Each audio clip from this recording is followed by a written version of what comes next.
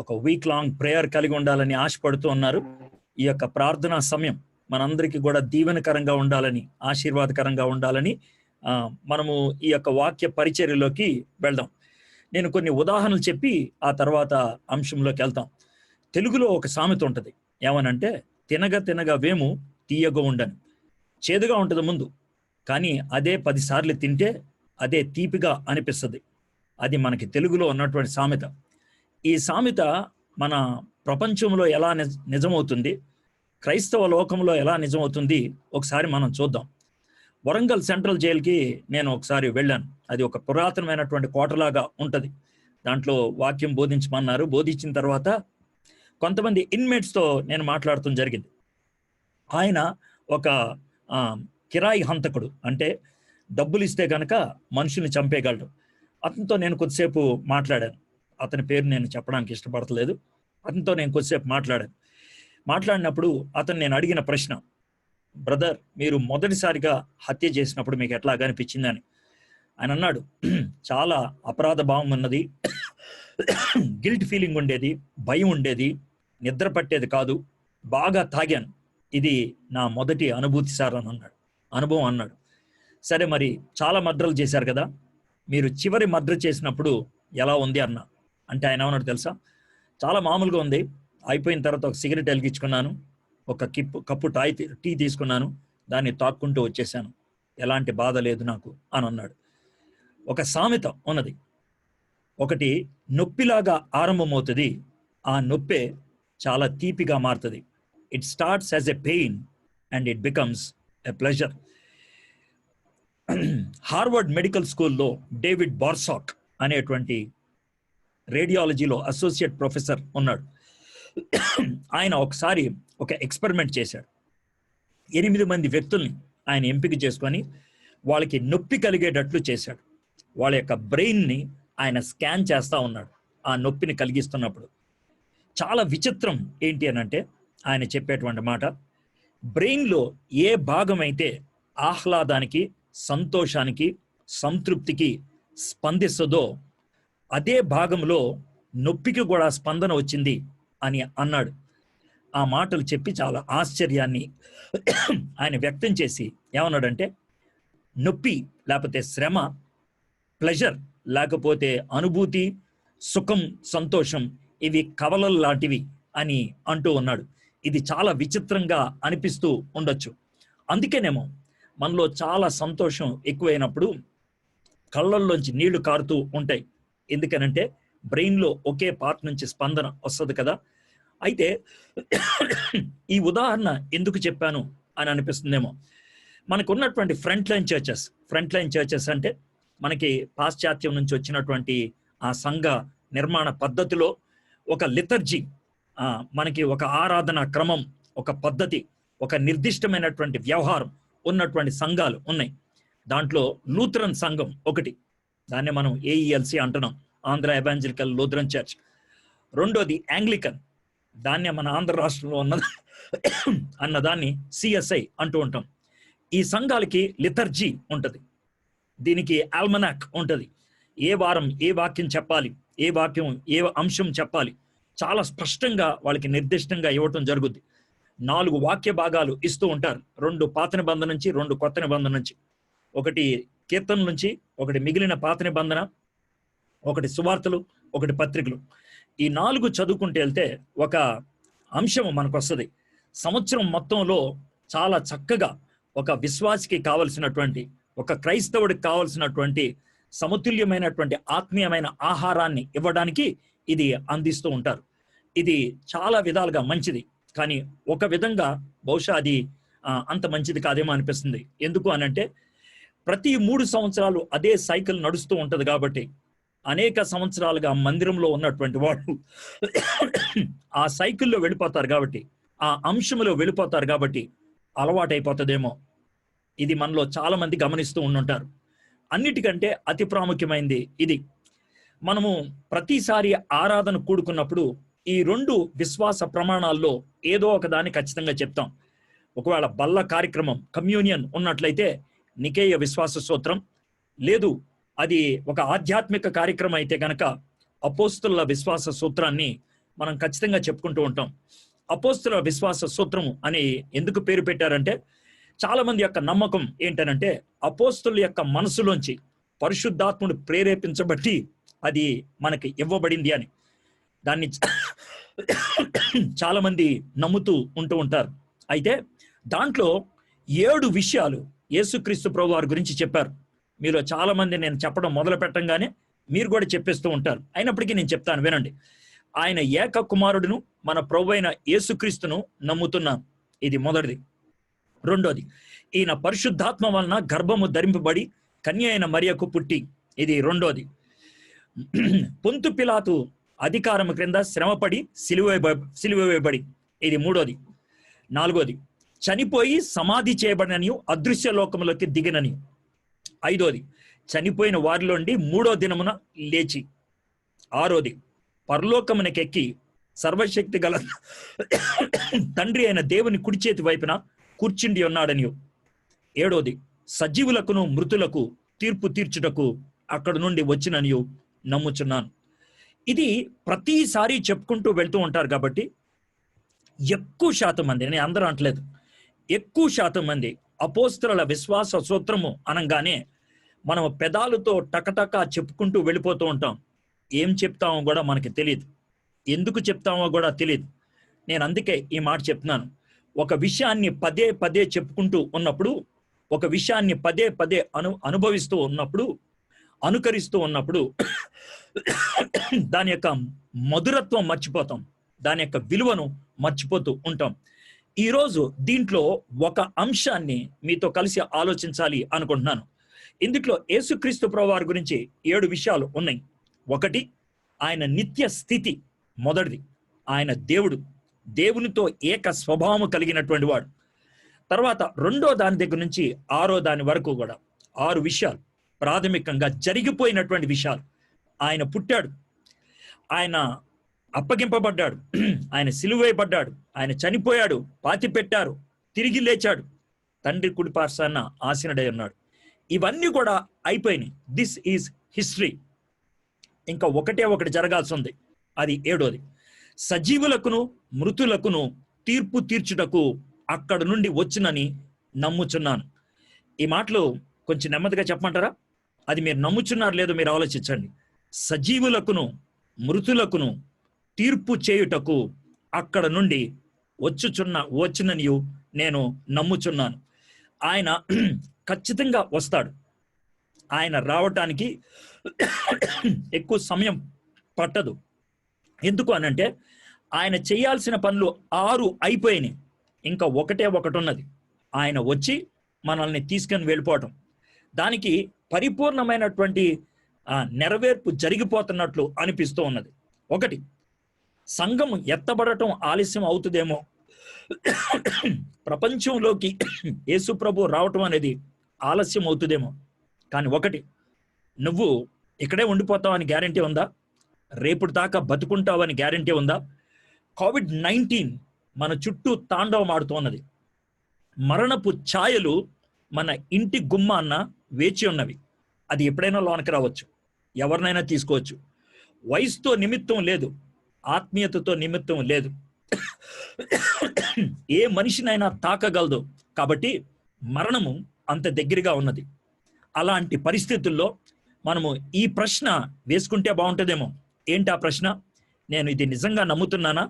సజీవులకును మృతులకును తీర్పు తీర్చుటకు అక్కడ నుండి వచ్చిన నీవు, అది నేను నమ్ముతున్నానా? మరి నన్ను ఒకవేళ ఆ స్థాయిలో నిలబెడితే కనుక నేను ఎక్కడుంటాను? Am I prepared to meet him? ఆయన్ని కలుసుకోవడానికి నేను సంసిద్ధంగా ఉన్నానా? ఈ అంశాన్ని వివరించేటువంటి ఒక వాక్య భాగాన్ని మీతో కలిసి ధ్యానం చేయాలి అనుకుంటున్నాను. ఇలాంటి అంశము సర్వసాధారణంగా ప్రతి సంవత్సరం కూడా నవంబర్ చివరి వారంలో, డిసెంబర్ తొలి 2 వారాల్లో, అడ్వెంట్ అనేటువంటి ఆ యొక్క సీజన్లో ఖచ్చితంగా రెండో రాకడ గురించి ఒక అంశం డీల్ చేస్తూ ఉంటారు. కాబట్టి మీరు ప్రతి సంవత్సరము వినేదే, కనీసం 2 సార్లు వింటూ ఉంటారు. అయితే ఈరోజు మనం ప్రత్యేకంగా వినటానికి ప్రయత్నం చేద్దాం. అపోస్తలుడైనటువంటి పౌలు తాను రాసినటువంటి పత్రికలు 4 పద్ధతుల్లో ఉంటుంది. మొదటిది పాలమిక్, ఆయన బోధించినవి. రోమీలకు రాసిన పత్రిక, కొరింథీలకు రాసినటువంటి 2 పత్రికలు, గలతీలకు రాసిన పత్రిక. 4 పత్రికలు, వాటిని చెర పత్రికలు అంటారు, ప్రిజన్ లెటర్స్. ఎఫెసీలకు రాసిన పత్రిక, ఫిలిప్పీలు, కొలసీలు, ఫిలోమోనుకు రాసిన పత్రిక. 3 పత్రికల్ని పాస్టోరల్ అని అంటూ ఉంటారు, సేవకులకి రాసినటువంటి పత్రికలు. తిమోతికి రాసిన 2 పత్రికలు, తీతు పత్రిక. 2 పత్రికల్ని ప్రాఫిటికల్ అంటారు, తెస్సలోనిక సంఘానికి రాసినటువంటి 2 పత్రికలు. ఈ 2 పత్రికల్లో డీల్ చేసినటువంటి అంశం సిద్ధపాటు, దేవుణ్ణి ఎదుర్కోవడానికి సిద్ధపాటు. ఎలాంటి సిద్ధపాటు ఉండాలో దీంట్లో రాయడానికి ప్రయత్నం చేశాడు. అయితే మనం అనుకుంటూ ఉండొచ్చు, ఈ పత్రిక బహుశా చివర రాశాడేమో అని. చాలా మంది చెప్పుకునేది పౌలు భక్తుడు రాసినటువంటి తొలి పత్రికల్లో ఒకటి గలతీ, రెండోది తెస్సలోనిక. ఏది ముందు అనేది చాలా మందికి ప్రశ్నగానే మిగిలిపోతుంది. బహుశా తొలి పత్రికే తెస్సలోనిక పత్రిక అయి ఉండొచ్చు. క్రీస్తు శకం 49లో ఆయన తెస్సలోనిక పట్టణానికి వెళ్ళాడు. 51 ఆ ప్రాంతాల్లో ఈ పత్రికలు రాసినట్లు మనకి అర్థమవుతూ ఉన్నది. కాబట్టి దీంతో మనకి చాలా స్పష్టంగా అర్థమవుతుంది, పౌలు భక్తుడు తొలి దినాల నుంచి కూడా సంఘాన్ని ఎదుర్కోవడానికి, దేవుని బిడ్డల్ని, దేవుణ్ణి ఎదుర్కోవడానికి సంసిద్ధపరుస్తున్నాడు అని. సరే, ఈరోజు తొలి పత్రికలో ఒక చిన్న భాగాన్ని ధ్యానం చేద్దాం. తొలి పత్రికకు 5 అధ్యాయాలు. 5 అధ్యాయాల్లో మొదటి 3 అధ్యాయాలు కమెండేషన్ అండ్ ఎంకరేజ్మెంట్, వాళ్ళని అభినందించడం, వాళ్ళని ప్రోత్సహించడం. 4-5 అధ్యాయాలు ఛాలెంజ్ అండ్ ఎగ్జార్టేషన్, వాళ్ళకి ఒక సవాలు విసరటం, వాళ్ళని హెచ్చరికలు ఇవ్వటం. అది మనము చాలా స్పష్టంగా చూస్తాం. అయితే దీంట్లో రెండో రాకడ గురించి, దేవుణ్ణి ఎదుర్కోవటం గురించి 2 భాగాలు కలిపి ఒకటిగా రాశారు. 4వ అధ్యాయం 13వ వచనం నుంచి 5వ అధ్యాయం 11వ వచనం దాకా. 4వ అధ్యాయం 13 నుంచి 18 దాకా, మరి నా పూర్వీకులు చనిపోయారు, మా నాన్నగారు చనిపోయారు, మా తాతగారు చనిపోయారు, ఆయన విశ్వాసి, ఆయన ఇప్పుడు ఎక్కడున్నాడు అని వాళ్ళు కంగారు పడతా ఉన్నారు. వాళ్ళకి ఆదరణతో ఇచ్చినటువంటి మాట 13 నుంచి 18 దాకా. Comfort regarding the believers who lost their beloved ones. Comfort ఇస్తున్నాడు, ఆదరణ ఇస్తున్నాడు. మరి మా పూర్వీకులు చనిపోయారు, మా పితరులు చనిపోయారు, మా పెద్దోళ్ళు చనిపోయారు, మరి వాళ్ళు ఎక్కడున్నారు? వాళ్ళు ప్రభువుని ఎరిగినటువంటి వాడు. అయితే వాళ్ళు ఎక్కడున్నారో చెప్తానికి ప్రయత్నం చేశాడు. 13 నుంచి 18. 5వ అధ్యాయం 1 నుంచి 11 దాకా అది కంఫర్ట్ కాదు, కాషన్. అక్కడేమో ఆయన ఆదరించాడు, ఇక్కడేమో హెచ్చరిస్తున్నాడు. ఈ హెచ్చరిక ఎవరి కోసమో తెలుసా? బతుకున్న వాళ్ళ కోసం. క్రీస్తు వచ్చే సమయానికి నువ్వు బతుకున్నవాడు అయితే ఆత్మీయంగాను నైతికంగాను ఎలా ఉండబోతున్నావు జాగ్రత్తగా ఆలోచించు అనేది. 4వ అధ్యాయం 13 నుంచి 18 దాకా క్రీస్తులో చనిపోయిన వాళ్ళ కోసం. 5వ అధ్యాయం 1 నుంచి 11 దాకా క్రీస్తుని సజీవంగా ఎదుర్కొనే వాళ్ళ కోసం. మరి ఈరోజు మనం సజీవంగా ఉన్నాం. ఒకవేళ ఈరోజు మన పోకడో లేకపోతే ఆయన రాకడో ఉంటే గనక మన పరిస్థితి ఏంటి? మన స్థితిగతులు ఏంటి? మేము ప్రార్థనకి కూడుకున్నామండి, మీరేంటి ఇలాంటి కబుర్లు ఆడుతున్నారు అనే ప్రశ్న మీకు ఉండొచ్చు. ప్రార్థనకి అతి ఉన్నతమైనటువంటి ప్రోత్సాహం, అతి ఉన్నతమైనటువంటి మనకి మోటివేషన్ దేవుని రెండో రాకడ నుంచి వస్తుందని నేను చాలా చక్కగా తలుస్తూ ఉన్నాను. ఆ విషయం గుర్తించండి. ఒకవేళ యేసుక్రీస్తు ప్రభువారు గనక ఈరోజు వస్తే, ఒకవేళ ఏ వ్యక్తి అయినా గనక చనిపోయినట్లయితే ఆ వ్యక్తికి 2 రోడ్లు ఉంటాయి. యేసుక్రీస్తు ప్రభువారు ఈ లోకంలోకి వస్తే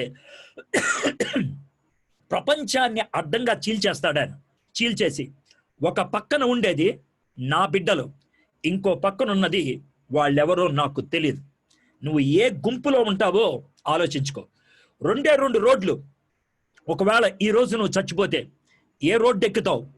పరలోకానికి వెళ్ళే రోడ్డా, నరకానికి వెళ్ళేటువంటి రోడ్డా? అది ఏది ఎక్కుతావు? అది ఆలోచించుకో. ఈరోజు తెస్సలోనికకి రాసిన తొలి పత్రిక 5వ అధ్యాయం మొదటి 11 వచనాలు చదువుకుంటూ కొన్ని పాయింట్స్ మనం నేర్చుకుందాం. మొదటి 2 వచనాలు చదువుతున్నాను. సహోదరులారా, ఆ కాలమును గూర్చియు ఆ సమయములను గూర్చియు మీకు వ్రాయనక్కర్లేదు. పౌలు భక్తుడు ఈ మాట ఎందుకు చెప్పాడంటే, పౌలు భక్తుడు తెస్సలోనిక పట్టణంలో బహుశా కొన్ని నెలలు ఉండుంటాడు, 2-3 నెలలు అంతే. అయితే ఆ 2-3 నెలల్లో ఆయన 3 సబ్బాతు దినాల్లో ఆయన వాక్యం బోధించడానికి అవకాశం దొరికింది. ఓన్లీ 3 సాబత్ డేస్, 3 వారాలు మాత్రమే. మనకి ఇది అపోస్తుల కార్యం 17వ అధ్యాయంలో స్పష్టంగా అర్థమవుతుంది. అయితే ఆ 3 వారాలు ఆయన యేసు ప్రభువారి యొక్క ప్రవచన విషయాలు చెప్పాడు. యేసు ప్రభువారు ఈ లోకంలోకి తొలిసారి రావటం చెప్పాడు, శిలువ మరణం గురించి చెప్పాడు, పునరుద్ధానం గురించి చెప్పాడు, ఆయన రెండో రాకడ గురించి కూడా చెప్పేశాడు. ఆయన 3 ప్రసంగాల్లో యేసు ప్రభు గురించి పరిపూర్ణంగా అందించేశాడు. అందుకే వాళ్ళతో ఈ మాటలు చెప్తున్నాడు. ఆ సమయం గురించి ఆ కాలం గురించి మీకు చెప్పాల్సిన పని లేదు, ఎందుకంటే ఆల్రెడీ నేను చెప్పేశాను. కాబట్టి రాత్రి వేళ దొంగ ఎలాగూ వచ్చును అలాగే ప్రభు దినము వచ్చినని మీకు బాగుగా తెలియను, మీకు చెప్పనక్కర్లేదు. ఎందుకనంటే it has been already said, మీకు చెప్పబడింది. రక్షణ కార్యానికి అవసరమైనటువంటి 5 పనులు పూర్తి అయిపోయినాయి. 5 పనులు. 1, యేసుక్రీస్తు ప్రభువారు ఈ లోకములో మానవుడిగా జన్మించడం. 2, యేసుక్రీస్తు ప్రభువారు మన కోసం శ్రమ పొంది శిలువ మీద చనిపోవటం. 3, యేసుక్రీస్తు ప్రభువారు తిరిగి 3వ దినాన్న తిరిగి లేవటం. 4, యేసుక్రీస్తు ప్రభువారు పరలోకంలోకి ఎత్తబడి తండ్రి కుడిపార్శ్వాన ఆశీర్వాదం వేయటం. 5, పరిశుద్ధాత్ముని ఈ లోకములోకి పంపించడం. ఈ 5 అయిపోయినాయి. పరిశుద్ధాత్ముడు రావటం బట్టి 2 పనులు అవుతున్నాయి. 1, సంఘ స్థాపన, సంఘ నిర్మాణం అవుతూ ఉన్నది. 2, వ్యక్తులు ప్రభువుని గ్రహించడానికి, ప్రభువుని అంగీకరించడానికి, ప్రభువుని స్వీకరించడానికి పరిశుద్ధాత్ముడి యొక్క సహాయము, సహకారము, పని, పరిచర్య అవసరం. అది జరుగుతూ ఉన్నది. అయితే ఇక జరగాల్సింది ఒకటే, ఆయన రెండవ రాకడ. ఎప్పుడైతే దేవుడు ఇక అయిపోయింది, సంఘము పూర్తి అయిపోయింది అని అనుకుంటాడో, సమయం అయిపోయింది అని అనుకుంటాడో, ఆయన ఎప్పుడైనా రావచ్చు. It can happen any time, ఎప్పుడైనా రావచ్చు. 1 నిమిషం తర్వాత జరుగుద్ది. మరి ఎప్పుడైనా జరగడానికి అందుకని ఇక్కడ ఏమని చెప్తున్నాడంటే, ఆ దినము రాత్రి వేళ దొంగ ఎలాగో వచ్చినో అలాగే ప్రభు దినం. It's a day. అది చాలా స్పష్టంగా అర్థం చేసుకోవాలి. ఆ డే చాలా మందికి ఆకస్మికంగా ఉంటది. లుక్ ఎట్ దిస్ వర్డ్, ఆకస్మికం. నీ జీవితంలో అది ఆకస్మికమైన దినం అవుతుందేమో చూడండి. You can expect a surprising day, ఒక ఆకస్మికమైన దినంగా. ఈరోజు వాక్యం వినేటువంటి వాళ్ళకి యేసు ప్రభు యొక్క రాకడ ఈ రెండిట్లో ఏదో ఒకటి అవ్వాలి. 1, ఆశించింది అవ్వాలి. 2, ఆశ్చర్యాన్ని కలిగించేది అవ్వాలి. 1, ఎక్స్పెక్టెన్సీని మీట్ అయ్యేది అవ్వాలి. 2, సర్ప్రైజ్ క్రియేట్ చేసేది అవ్వాలి. మీకు 2 భాషల్లో చెప్పాను, ఏదో భాషలో నీకు అర్థం అవ్వాలి. నువ్వు సిద్ధపడిన వ్యక్తివైతే ఎదురు చూస్తావు, సిద్ధపడని వ్యక్తివైతే అప్పుడే వచ్చేసావేంటి, ఇప్పుడే వచ్చావేంటి అనేటువంటి మాటలు మన జీవితంలో కలుగుతూ ఉంటాయి. అయితే పౌలు భక్తుడు ఈ 2 వచనాల్లో చాలా స్పష్టంగా చెప్పింది. క్రీస్తు ప్రభువారు, యేసు ప్రభువారు ఈ లోకంలో ఉన్నప్పుడు కూడా పదే చెప్పింది, నొక్కి వక్కానించి చెప్తున్నాడు. ఆ సమయము గురించి అయినను, ఆ కాలము గురించి అయినను, ఆ దినము గురించి అయినను ఎవరికీ తెలియదు. లూకాసు వార్త 21వ అధ్యాయం 7వ వచనంలో శిష్యులు అడుగుతున్నాడు, బోధకుడా అలాగైతే ఇది ఎప్పుడు జరుగును? బోధకుడా అలాగైతే ఇది ఎప్పుడు జరుగును అని అడుగుతున్నప్పుడు యేసయ్య మీకు అనవసరం అది అని అన్నాడు. మత్తయి సువార్త 24వ అధ్యాయంలో అయితే 36వ వచనం, అయితే ఆ దినమును గూర్చి ఆ గడియను గూర్చి తండ్రి మాత్రమే ఎరుగును గాని ఏ మనుష్యుడైనను, పరలోకమందరి దూతలైనను, కుమారుడైనను ఎరుగరు. చాలా స్పష్టంగా చెప్తున్నాడు, నోబడి నోస్, ఎవరికి తెలీదు. అలాంటి పరిస్థితుల్లో జాగ్రత్త వినండి, ఎవరైనా వచ్చి డేట్ చెప్తే 2 భయంకరమైనటువంటి తప్పులు జరుగుతున్నట్లు అవుద్ది. ఏంటి సార్ ఆ 2 తప్పులు అంటే, యేసు ప్రభు తప్పు అవుతాడు. ఎందుకో తెలుసా? యేసు ప్రభు వారు ఎవరికీ తెలీదు అని అన్నాడు. మరి యేసు ప్రభు వారు రైట్ అయితే వాడు తప్పు అవుతాడు. కాబట్టి యేసు ప్రభు రైటే, వాడు తప్పు, ఎవరికీ తెలీదు. 24వ అధ్యాయం 44వ వచనం, మత్తయి సువార్త. మీరు అనుకొనని గడిలో మనుష్య కుమారుడు వచ్చును గనుకనే మీరు సిద్ధముగా ఉండడి. You must be always ready. My friends, రెడీగా ఉన్నటువంటి వాళ్ళు ప్రార్థనలో ఉంటారు. అందుకనే దాని గురించి మాట్లాడుతున్నాను. If you are not praying, you are not preparing. అది సామూహిక ప్రార్థన, వ్యక్తిగతమైన ప్రార్థన నాకు తెలియదు. The people who are prepared will be in prayer. ఎవరైతే సిద్ధపడి ఉంటారో వాళ్ళు ప్రార్థనలో ఉంటారు. నువ్వు ప్రార్థనకు వచ్చి సిద్ధపాటు లేకపోతే చాలా భయంకరం అది. అందుకనే దేవుడు ఈరోజు నీకు ఈ మాటలు వినిపిస్తున్నాడేమో. గుడ్, నువ్వు ప్రార్థనకు వచ్చావు. అది అలవాటు ప్రకారం వచ్చావా? ఏమన్నా అనుకుంటారని వచ్చావా? వీళ్ళు ఏం బోధిస్తారో చూద్దాం అని వచ్చావా? ఈ ప్రోగ్రాం ఎలా జరుగుద్దో చూద్దాం అని వచ్చావా? సర్లే, ఏదో విధంగా వచ్చావు కదా, ఈ మాటలు నీ చెవులో పడినాయి, సిద్ధపడు. ఇది ఆయన అనేటువంటి మాట. అపోస్తలుల కార్యం 1వ అధ్యాయంలో యేసుక్రీస్తు ప్రభువారు పరలోకంలోకి ఎత్తబడబోతున్నారు. ఆ టైంలో శిష్యులంతా కూడా సమకూడి ఉన్నప్పుడు వాళ్ళతో చెప్తున్నటువంటి మాట, అపోస్తలుల కార్యం 1వ అధ్యాయం 6వ వచనం. కాబట్టి వారు కూడుకున్నప్పుడు, ప్రభు, ఈ కాలమందు ఇశ్రాయేలునకు రాజ్యమును మరలా అనుగ్రహించదవా అని ఆయనను అడగగా, ఆయన, కాలములను సమయములను తండ్రి తన స్వాధీనమందుంచుకొని ఉన్నాడు, వాటిని తెలుసుకున్నట్టు మీ పని కాదు. హలో, అది మీ పని కాదు. మీరు చేయాల్సిన పని ఒకటి ఉంది, అది చెప్తాను. అదేంటి తెలుసా? 8వ వచనం, అయినను పరిశుద్ధాత్మ మీ మీదకు వచ్చినప్పుడు మీరు శక్తి నొందెదరు గనక మీరు యెరూషలేములోను యోదయ సమరయ దేశమందంతటను భూదిగంతముల వరకును నాకు సాక్షులై ఉందరని వారితో చెప్పాను. ఒకటి, ఎవరైతే సిద్ధపడి ఉంటారో వాళ్ళు ప్రార్థన చేస్తారు. రెండోది, ఎవరైతే సిద్ధపడి ఉంటారో వాళ్ళు దేవునికి సాక్షులై ఉంటారు. ఈ రెండు నీ జీవితంలో లేకపోతే గనక నీకు సిద్ధపాటు లేదని అర్థం. మనలో కొంతమంది ప్రార్థనలు చేస్తారు. ఎలాగో చెప్పమంటారా? పొద్దున్నే లేచినప్పుడు, దేవా నీకు వందనాలు, ఈ రోజు ఇచ్చావని. రాత్రి పడుకునే ముందు, దేవా రోజంతా కాపాడో, మంచి నిద్ర ప్రభా. అది కాదు నేను ప్రార్థన అనేది. కొంతమంది చేస్తారు, ప్రభా ఈ ఆహారాన్ని ఇచ్చావు, దీవించండి. దాని గురించి నేను మాట్లాడట్లేదు. నీ యొక్క అవసరతల గురించి ప్రార్థన చేయటం కాదు. దేవుడు నీకు ఇచ్చిన దానికి కృతజ్ఞతగా నువ్వు చేసేటువంటి ప్రార్థన గురించి కాదు నేను మాట్లాడేది. సిద్ధపాటు అనేది ప్రార్థన ఉన్నప్పుడు నీ బ్రతుకుని పరిశీలన చేసుకోవటం అనేది ఉంటుంది, నీ జీవితాన్ని సరిదిద్దుకోవటం అనేది ఉంటుంది దేవుని సన్నిధిలో. అలాంటి ప్రార్థన లేకపోతే గనక యు ఆర్ నాట్ ప్రిపేర్డ్. రెండోది, ఆ విధమైనటువంటి ప్రిపరేషన్ ఉన్నటువంటి వ్యక్తి ఇతరులు ప్రిపేర్ అవ్వాలని తాపత్రయం ఉంటది. అందుకనే వాళ్ళకి సాక్షార్థంగా ఉండటానికి వాళ్ళు ప్రయత్నం చేస్తూ ఉంటూ ఉంటారు. అయితే ఇక్కడ రెండు రకాలైనటువంటి మెటాఫార్స్, రూపకాలంకారాలు ఉపయోగించారు 2-3 వచనాల్లో. 2వ వచనం ఆల్రెడీ మనం చదివాం, ఏంటంటే దొంగవలే వస్తాడు అని, లైక్ ఎ థీఫ్ అనేది మనం చూస్తున్నాం. ఇప్పుడు గుర్తుపెట్టుకోండి, అలంకారాలు చెప్పినప్పుడు అలంకారంలో ఒక విషయాన్నే పోలిక కలిగి ఉంటుంది, అన్ని విషయాలు తీసుకోకూడదు.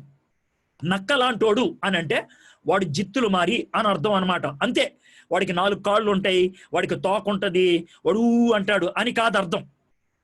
సో అలంకారానికి ఉన్నటువంటి లక్షణం అది. There is only one thing that is compared. ఇక్కడ దొంగలాగా పోల్చినప్పుడు ఆయన దోచుకోవడానికి వచ్చాడని కాదు.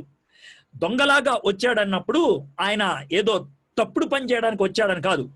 దొంగలాగా వచ్చాడన్నప్పుడు ఒకే ఒక విషయం ఏంటనంటే, చెప్పా పెట్టకుండా వచ్చాడు, అనుకోని సమయంలో వచ్చాడు, ఊహించని సమయంలో వచ్చాడు, రాత్రి వేళ వచ్చాడు, నువ్వు కళ్ళు మూసుకున్నప్పుడు వచ్చాడు, నువ్వు ఆదమర్చి ఉన్నప్పుడు వచ్చాడు. అంతే, అన్ఎక్స్పెక్టెడ్ టైం. అది ఒక్కటే ఆ యొక్క మెటాఫార్లో ఉన్నటువంటి పోలిక, unexpected. It is unexpected and unannounced. 3వ వచనంలో చూసినట్లయితే లోకులు నెమ్మదిగా ఉన్నది భయమేమీ లేదని చెప్పుకొని చుండగా గర్భిణీ స్త్రీకి ప్రసవ వేద వచ్చినట్లు వారికి ఆకస్మికంగా నాశనము తటస్థించిన గనుక వారెంత మాత్రము తప్పించుకొనలేరు. ఇక్కడ గర్భిణీ స్త్రీకి వచ్చేటువంటి నొప్పులు అని చెప్పినప్పుడు గుర్తుపెట్టుకోండి, దేర్ ఈస్ ఎక్స్పెక్టెన్సీ అనేది కాదు ఇక్కడ చెప్తుంది. ఇక్కడ చెప్తుంది ఏంటంటే షూరిటీ. గర్భం వచ్చినప్పుడు ఒక స్థాయి వచ్చిన తర్వాత ఖచ్చితంగా డెలివర్ అవ్వాల్సిందే. అది బతుకున్న బేబీయా చచ్చిపోయిన బేబీయా నాకు అనవసరం. డెలివరీ అవ్వకపోతే లోనన్న బిడ్డతో పాటు అమ్మ కూడా చచ్చిపోతుంది. లోన బిడ్డ ఉండటానికి వీల్లేదు. ఒక స్థాయికి వచ్చిన తర్వాత అది బయటకు వచ్చేయాల్సిందే. ఇట్ ఈస్ షూర్ అనేటువంటి విషయాన్ని గుర్తుపెట్టుకోవాలి. ఇంగ్లీష్లో ఒక ప్రశ్న అడుగుతూ ఉంటారు, మీ భార్య ఆమె క్యారీయింగా అని అడగటానికి ఈజ్ షీ ఎక్స్పెక్టింగ్ అని అడుగుతూ ఉంటారు. ఒకవేళ కనుక భార్య కనుక ఖచ్చితంగా ఆమె గర్భం ధరించిన వ్యక్తి అయితే కనుక మనం ఇవ్వాల్సిన జవాబు ఏంటి తెలుసా? ఎక్స్పెక్టింగ్ కాదు, sure.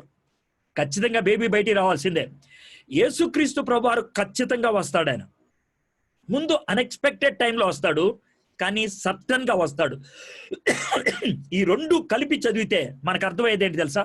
He will surely come, but we will not know when he will come. అది ఆయన చెప్పదలుచుకున్నటువంటి విషయాలు. He will surely come, but we won't know when he will come. మొదటిది ఆకస్మికంగా వస్తాడు. You can expect a surprising day. రెండోది ఆయన చెప్పేది ఏంటంటే 3-4 వచనాలు చదివినట్లయితే, గర్భిణీ స్త్రీకి ప్రసవ వేదం వచ్చినట్లు వారికి ఆకస్మికంగా నాశనము తటస్థించిన గనుక వారు ఎంత మాత్రము తప్పించుకొనలేరు. ఈ రోజు ఎంతమంది అయితే ఈ మాటలు వింటున్నారో, దేవుని యొక్క కోరిక తపన ఒకటే, ఈ మాటలు నీ చెవులో పడాలని. నువ్వు తప్పించుకోలేవు, దాన్ని ఎదుర్కోవాల్సిందే. ఆ ఎదుర్కొన్నట్లయితే బేబీ బయటకు వచ్చినట్లయితే బతుకున్న బేబీ వస్తాడా, చచ్చిపోయిన బేబీ వస్తుందా, మీరే నిర్ణయించుకోండి. Will you be living to face the glorious day or will you be going in to eternal death? నువ్వు జీవిస్తూ ఆ యొక్క మహిమలో ప్రవేశిస్తావా, లేకపోతే నరక వేదంలోకి వెళ్ళి రెండో మరణాన్ని ఎదుర్కొంటావా? That is definitely going to happen. అది ఖచ్చితంగా జరుగుద్ది. ఈ మాటలు వింటున్నప్పుడు ఒకవేళ ఇదే మాట చాలా సార్లు విని ఒకవేళ నీ మనసులో నిర్లిప్తత వస్తున్నట్లయితే నా ప్రార్థన ఒక్కటే, it must hit your heart. నీ హృదయాన్ని తాకాలి అనేది నా తపన, నీ గుండెకు తాకాలి అనేది నా తపన. దాంతో నేను ఆ రెండో పాయింట్లోకి వస్తాను. మొదటిది ఆకస్మికమైంది, రెండోది అపాయకరమైనది. ఇక్కడ గర్భిణీ స్త్రీ యొక్క ప్రసవ వేదన గురించి ఆయన పాజిటివ్ గా చెప్పట్లేదు, ఆయన చాలా నెగటివ్ గా చెప్తున్నాడు. ప్రసవ వేదన వచ్చినట్లు వారికి ఆకస్మికంగా నాశనము తటస్థించడం. The destruction will come suddenly. The destruction can come suddenly. మొదటిది ఆకస్మికమైనది, రెండోది అపాయకరమైనది. మొదటిది ఆకస్మికమైంది, రెండోది అపాయకరమైంది. దాంతో చెప్తూనే ఉన్నాడు. లోకలు అంటూ ఉంటారంట,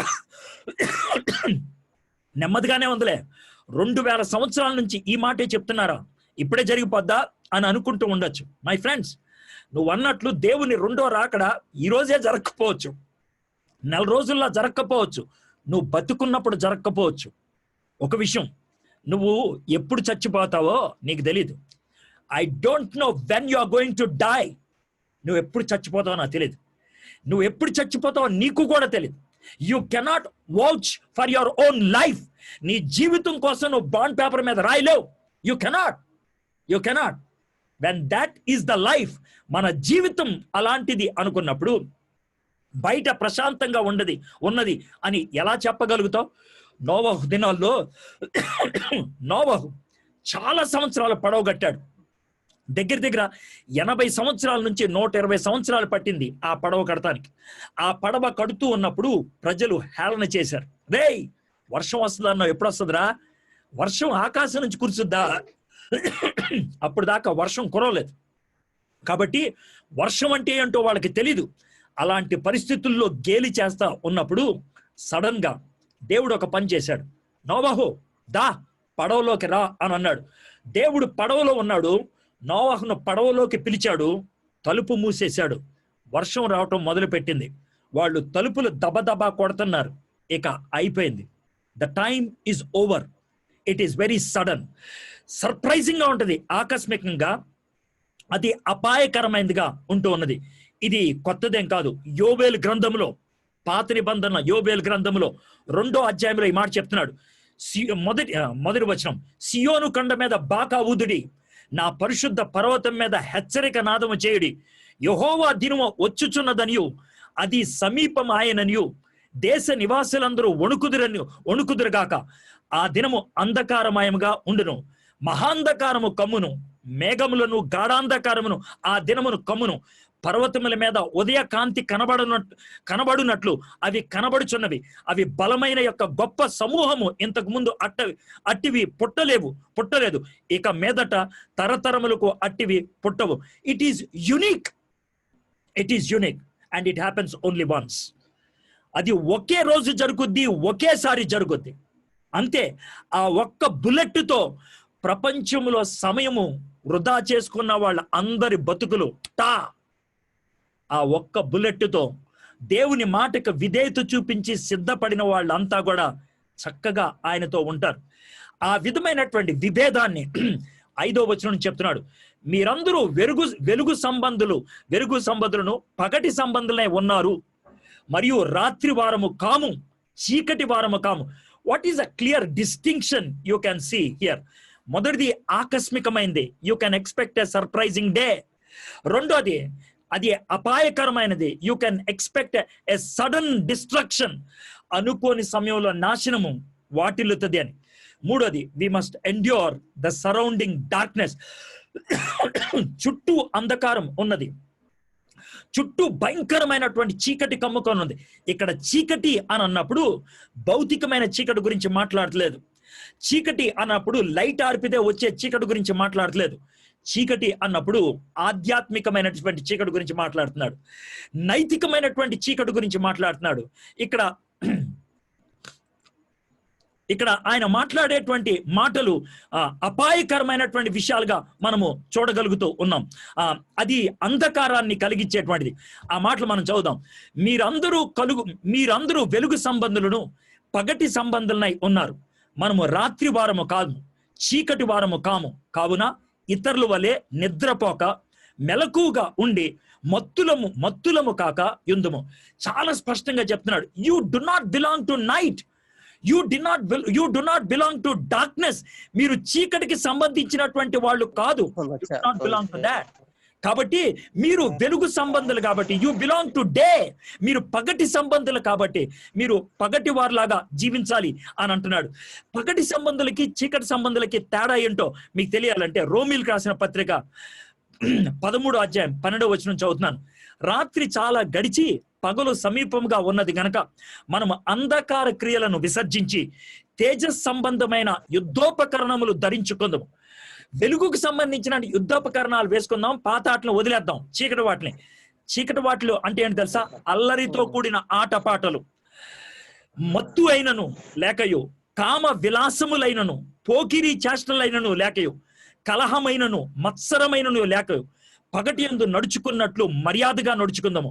మెట్టుకు ప్రభువైన యేసుక్రీస్తును ధరించుకొనిన వారై శరీరేచ్ఛలను నెరవేర్చుకొనుటకు శరీరము విషయమై ఆలోచన చేసుకొనుడి. ఎంత స్పష్టంగా చెప్తున్నాడు చూడండి. You need to get rid of certain things my friends. మిమ్మల్ని చేతులు జోడించి అడగండి, అది దొరకలేదా? మీరు పగటి వారిలాగా ఉన్నారా? రాత్రి బతుకుతున్నారా? ఆలోచించండి. తెస్సలోనికైయులకు రాసిన మొదటి పత్రిక 5వ అధ్యాయం 7వ వచనం. నిద్రపోవారు రాత్రి వేళ నిద్రపోవుదురు, మత్తుగా ఉండువారు రాత్రి వేళ మత్తుగా ఉందురు. మనము పగటి వారమై ఉన్నాము గనక మత్తులమై ఉండక విశ్వాస ప్రేమలను కవచమును రక్షణ నిరీక్షణ అను శిరస్త్రాణమును ధరించుకుందుము అని అంటున్నాడు. మై ఫ్రెండ్స్, ఎంత స్పష్టంగా చెప్తున్నాడు.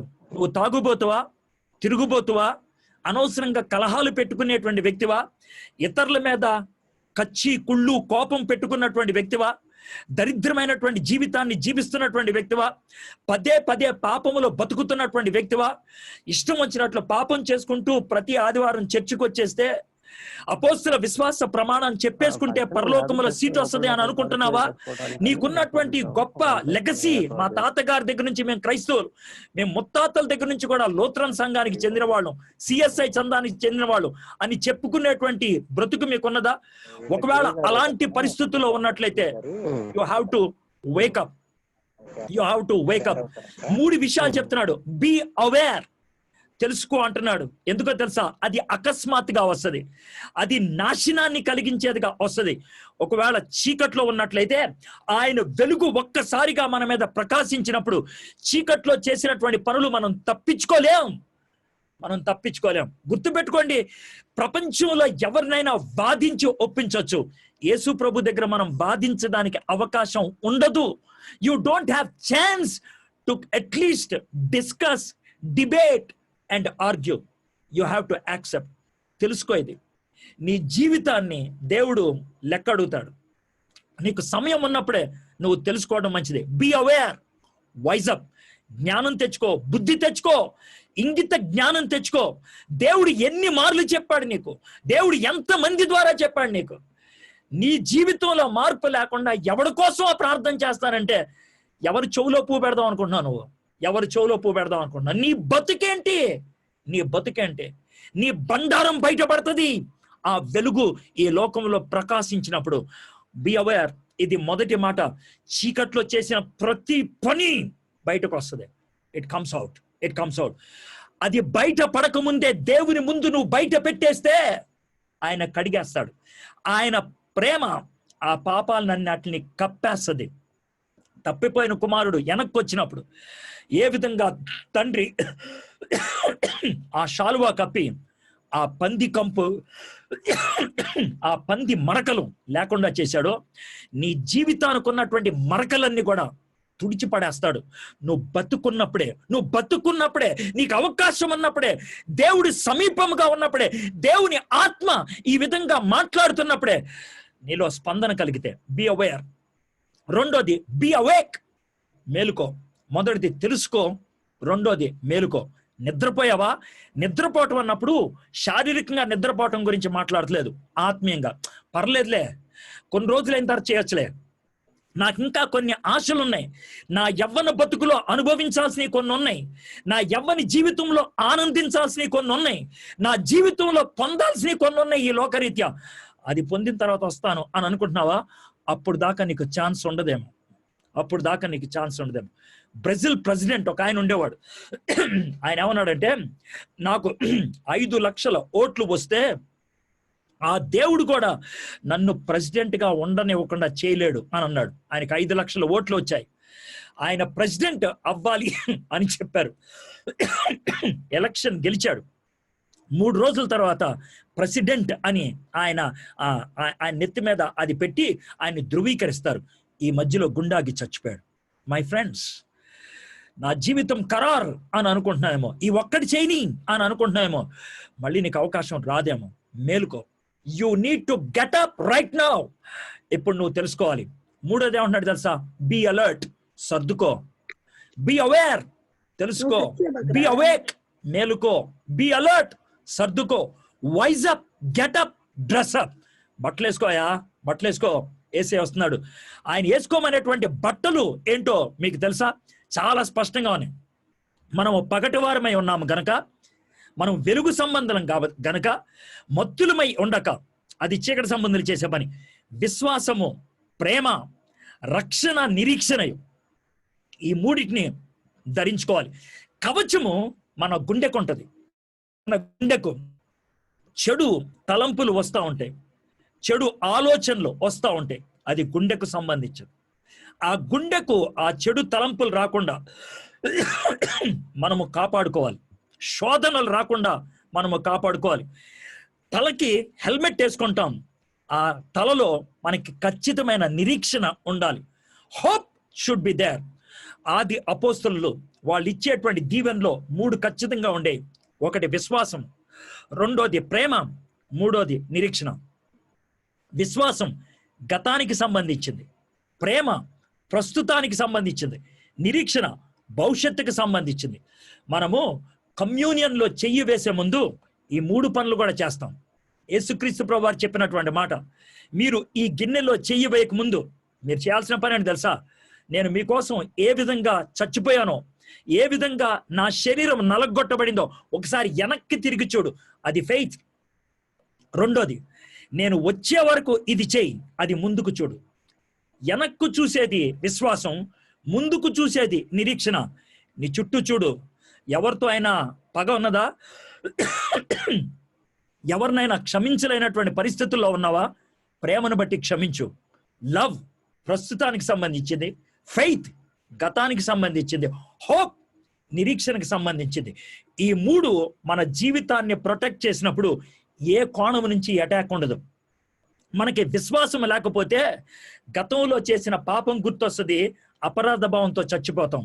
నిరీక్షణలతో లేకపోతే భవిష్యత్తులో ఏమైపోతుందో అనేటువంటి తొందరపాటుతో, భయంతో రాజీ పడిపోతాం. ప్రేమ లేకపోతే దేవునితో సమాధానం కోల్పోతాం. What a beautiful thing it is. అందుకనే ఈ 3 నీ జీవితానికి ఉండాలి అని అంటున్నాడు. విశ్వాసం లేకుండా, ప్రేమ లేకుండా, నిరీక్షణ లేకుండా మనం ప్రార్థన చేయలేం. మనం ప్రార్థన చేసేది దేవుడికి, ఆయన మన కోసం చచ్చిపోయి మనం చేసే ప్రతి ప్రార్థన వింటాడు అనే విశ్వాసం ఉంటే ప్రార్థన చేస్తాం. మనం ప్రార్థన చేసే దేవుడి దగ్గరికి మనం వెళ్ళబోతున్నాం. ఆ నిరీక్షణతో మనం లేకపోతే ప్రార్థన మనము సంతోషంగా, సంతృప్తికరంగా చేయలేము. మనం ప్రార్థన చేసే దేవుడి ప్రేమను అనుభవించాలి. ఆ ప్రేమను మన చుట్టూ వెదజల్లుతూ ఉన్నప్పుడు ఇతరుల కోసం ప్రార్థన చేయగలుగుతాం. We can pray for others, we can pray for even our enemies. మనకి శత్రువులుగా ఉన్న వారి కోసం కూడా మనము ప్రార్థన చేయగలుగుతాం. మై ఫ్రెండ్స్, ఇప్పుడు దాకా 3 పాయింట్స్ మనం నేర్చుకున్నాం. We can expect a surprising day, ఆకస్మికమైనటువంటి దినం. We can escape a sudden destruction, అపాయకరమైన విషయాన్ని తప్పించుకోవడానికి అవకాశం ఉంది దేవుని బిడ్డలమైతే. We must endure the surrounding darkness. మన చుట్టూ ఉన్నటువంటి, పొంచి ఉన్నటువంటి అంధకారాన్ని మనము తప్పించుకోవాలి, దాని నుంచి బయటికి రావాలి. అంధకారాన్ని తప్పించుకోవాలంటే ఒకటే ఒక మార్గం. అంధకారం పో అంటే పోదు. అంధకారం అంటే ఏంటో తెలుసా? వెలుగులేనితనం. వెలుగుని తీసుకురావాలి. అంధకారాన్ని ఎవడు తీసుకురాడు. ఉన్న వెలుగుని తీసేస్తే అంధకారం వస్తుంది. నీ జీవితంలోకి వెలుగు ప్రకాశించాలి. లెమ్ము, తేజరిల్లుము, నీ మీద వెలుగు ప్రకాశించుచున్నది. My friends, are you allowing the light of God to be shed on you? నీ మీద దేవుని వెలుగు పడాలని నువ్వు ప్రార్థించగలుగుతున్నావా? నువ్వు చూడగలుగుతున్నావు? ఫైనల్ గా 9 నుంచి 11 వచనం దాకా మనం చూడగలిగేది ఏంటి తెలుసా? మొదటిది ఆకస్మికమైనటువంటి దినము, రెండోది అపాయకరమైనటువంటి దినము, మూడోది అంధకారాన్ని ఇచ్చే దినము, అయితే చివరిది మనకు ఆశను కల్పించే దినము. ఆశను కల్పించే దినం. We will experience a sure deliverance. We will experience a sure deliverance. నాకున్నటువంటి ఒకే ఒక తప్పని తెలుసా? ఈరోజు ఎంతమంది అయితే ఈ మాటలు వింటున్నారో వాళ్ళందరూ కూడా ఆ మనం అనే మాటలో ఉండాలని. మై ఫ్రెండ్స్, ప్రియమైనటువంటి సహోదరి సహోదరులారా, మీరు దాంట్లో లేకపోతే ఇట్స్ ఎ గ్రేట్ ట్రాజెడీ. ఈరోజు ఈ వాక్యం విన్నావు, కానీ చచ్చిపోయిన తర్వాత ఆ గుంపులో నువ్వు లేకపోతే ఎంత విషాదం. I want each and every individual who is listening to this message to have that assurance, ఆ నిశ్చయత, ఆ షూరిటీ, ఆ ఆశ మీకు ఖచ్చితంగా ఉండాలి అని. డెలివరెన్స్ దేని నుంచి? 9 నుంచి 11 దాకా ఒకసారి చదువుతాను. ఎందుకనగా మన ప్రభు అయిన యేసుక్రీస్తు ద్వారా రక్షణ పొందుటకై దేవుడు మనను నియమించిన గాని ఉగ్రత పాలగుటకు నియమింపలేదు. ఇదేం రక్షణ సార్? నేను ఆల్రెడీ రక్షింపబడ్డానుగా. మనము రక్షింపబడింది దేవుని యొక్క ఉగ్రత నుండి. మనం పాపం చేసిన బట్టి మన మీద వచ్చినటువంటి ఆ యొక్క పెనాలిటీ, మనం కట్టాల్సినటువంటి ఆ యొక్క పెనాలిటీ, ఆ అపరాధం మన మీద నుంచి తొలగించబడింది. ఆ ఉగ్రత మనం తప్పించబడింది. We have been saved from the penalty of sin. పాపపు ఆ క్రయధనము నుంచి మనం తప్పించబడ్డాం. ఇది గతంలో అయిపోయింది. అయితే ఇది ఏ రక్షణ తెలుసా? ఇది భవిష్యత్తులో జరగబోయేది. ఆయన రాకడ వచ్చినప్పుడు పాపపు ఉనికి నుంచి మనం రక్షించబడతాం. We will be saved from the presence of sin. ఇంకా మనకిచ్చేటువంటి ఆ యొక్క నూతన స్వభావం, ఆ నూతన శరీరం పాపము చెయ్యనక్కర్లేదు. There is no need to sin. There is no need to sin. అది గొప్ప కంఫర్ట్ని ఇచ్చేది, గొప్ప ఆదరణ ఇచ్చేది. నోవహుని పడవలోకి పంపించిన తర్వాత ఉగ్రతను పంపించాడు దేవుడు. లోతుని సొదొమ గొమొర్రా పట్టణం బయటికి తీసుకొచ్చిన తర్వాత అగ్నిని కురిపించాడు. దేవుడు నిన్ను ఎత్తిన తర్వాత నాశనం ఈ ప్రపంచాన్ని ఏలటం మొదలు పెడుతుంది. నువ్వు ఆ నాశనంలో ఉంటావా, ఎత్తబడతావా? ఎక్కడుంటావు ఆలోచించుకో. 9వ వచనం ఇట్స్ అన్ ఎక్స్ప్లెనేషన్. ఆయన వివరణ ఇస్తున్నాడు. ఎందుకనగా మన ప్రభు అయిన యేసుక్రీస్తు ద్వారా రక్షణ పొందుటికే దేవుడు దేవుడు మనల్ని నియమించిన కానీ ఉగ్రత పాలగుటకు నియమింపలేదు. That's the explanation. మరి నువ్వు ఆ గుంపులో ఉంటావా? 10వ వచనం, మనము మేలుకున్న యొన్నను నిద్రపోవచ్చున్నను తనతో కూడా జీవించే నిమిత్తము ఆయన మన కొరకు మృతి పొందాను. ఇంతకు ముందు చెప్పినటువంటి నిద్ర ఆత్మీయమైన నిద్ర, 10వ వచనంలో చెప్తున్నటువంటి నిద్ర శారీరకమైన నిద్ర. ఇంకా నేను నిద్రపోవద్దా? అస్సలు అనుకోక్కర్లేదు. చాలా సంతోషంగా నిద్రపోవచ్చు. జార్జ్ విట్ఫీల్డ్ అనేటువంటి గొప్ప భక్తుడు, ఇంగ్లాండ్ దేశంలో గొప్ప ఉజ్జీవాన్ని తెచ్చినటువంటి మహానుభావుడు, ఆయన ఏమన్నాడు తెలుసా? ప్రతి రాత్రి దిండి మీద తలకాయ పెట్టుకునేటప్పుడు ఈ విధంగా ప్రార్థన చేస్తాడంట. ప్రభా, ఈ దిండి మీద ఈ భౌతికమైన తలకాయ పెడుతున్నాను, ఇదే నా చివరిగా దిండి మీద తలకాయ పెట్టుకోవడమేమో, నేను తల పైకి లేపేటప్పటికీ నీ దగ్గర ఉంటానేమో, ఈ రాత్రి నన్ను నేను అప్పగించుకుంటున్నాను. అదంట ఆయన చేసే ప్రార్థన. పొద్దున్నే దిండి మీద నుంచి తలకాయ పైకి లేపినప్పుడు ఆయన అంటాడంట, దేవా, దిండి మీద నుంచి తలకాయని పైకి లేపాను, ఇదే చివరిసారేమో లేపటం, ఈ రాత్రి మళ్ళీ నేను దిండికి తలకాయని తగిలించే లోపల నువ్వు నన్ను ఎదుర్కొంటావేమో, సంసిద్ధపరచు ప్రభావం. He was ready every moment.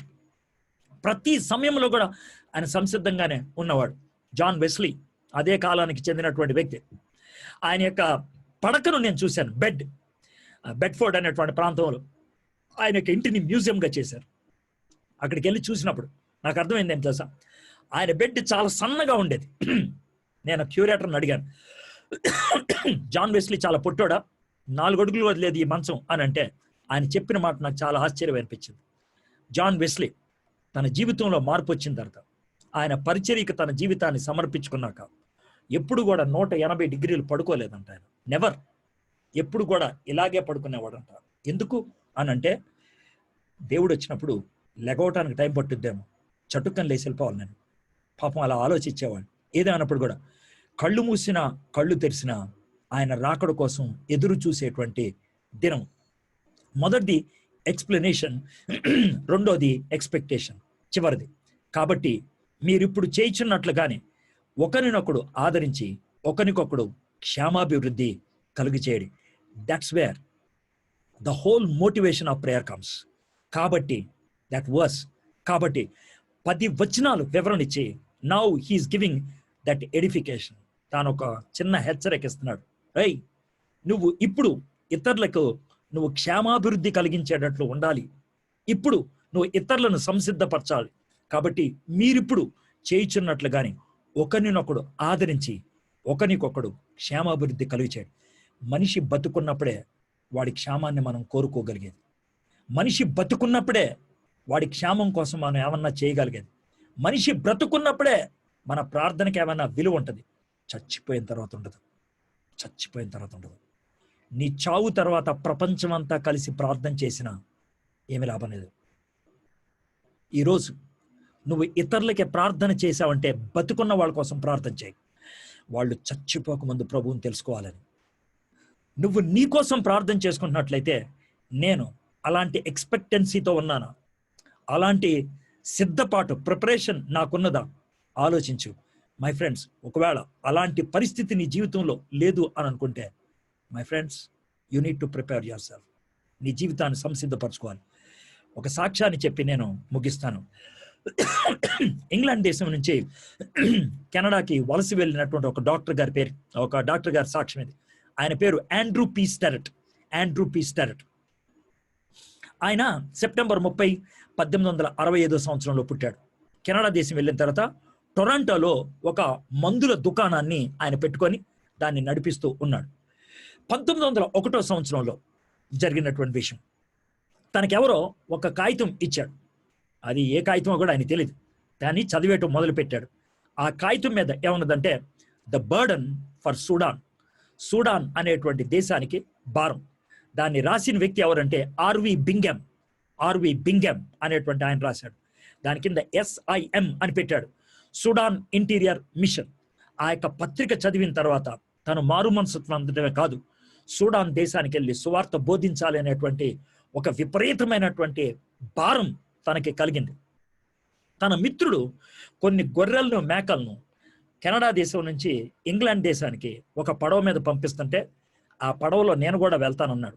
కంపు కొట్టే ఆ పడవలో నెలల తరబడి ప్రయాణం చేసి ఇంగ్లాండ్ దేశానికి వెళ్ళాడు. ఎందుకంటే ఇంగ్లాండ్ దేశం నుంచి ఆ వెస్ట్ ఆఫ్రికాలో ఉన్నటువంటి దేశాలకు మిషనరీలు పంపిస్తున్నాడు. అయితే ఈయన చాలా పెద్ద వయసు ఉన్నవాడు అయిపోయాడు. ఆ పెద్ద వయసు ఉన్నవాడు కాబట్టి ఇతన్ని నేను మిషనరీగా పంపించడానికి వీల్లేదన్నారు. రెండోది, ఈయన చాలా పొట్టోడు, నువ్వు మిషనరీగా ఉండటానికి వీల్లేదన్నాడు.